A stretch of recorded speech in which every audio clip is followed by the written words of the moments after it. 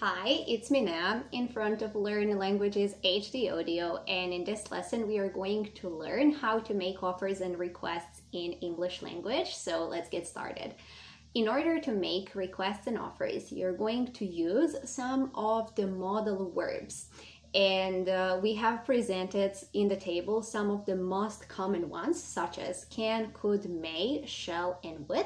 But later in the lesson, we are going to go into each of these separately, explaining how to use them.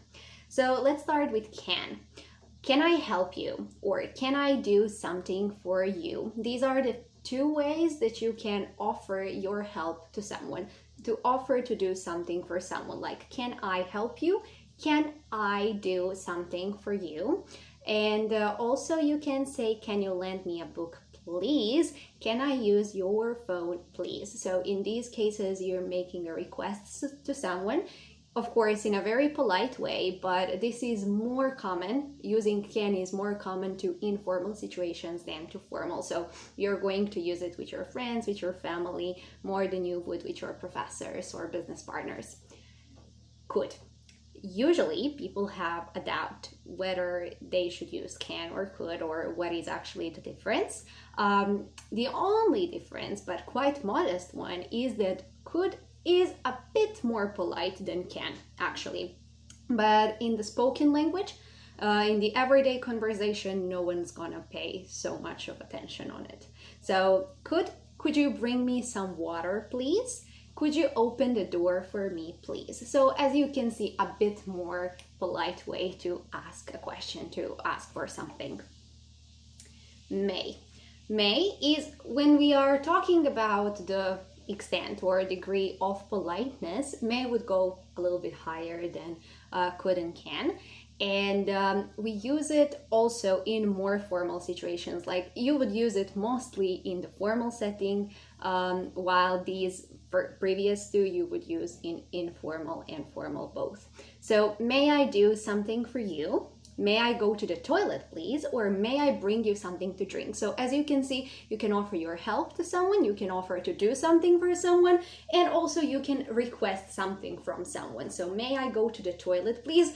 A statement very well known to all of the students. So if you're just about to enter the international classroom, you are going to ask in this way, may I go to the toilet, please? When you want to receive an allowance from your teacher. Then we have shall. Shall is more common in British language than it is in American English. So in British English, you're going to use shall more often, and when it comes to the politeness or to the formal or informal setting, it's very similar to may. And shall we go? Or shall I open the door for you? Shall I get you something to drink? You can ask a request or you can offer something to someone. Regardless, you can use shall, but it's more common in British English than it is in American English. Would. Would be maybe far the most common one, I think. And I'm going to explain a couple of ways you can use would in order to make offers and requests. So, would you like some ice cream? Or would you like your pizza with cheese? Would you like? So do you want? It means the same as do you want, but it's kind of more polite, nicer way to ask it.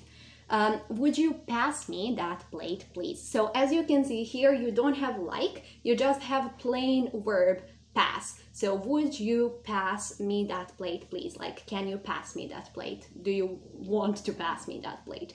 And would you mind opening the door for me, please? Or just would you mind opening the door?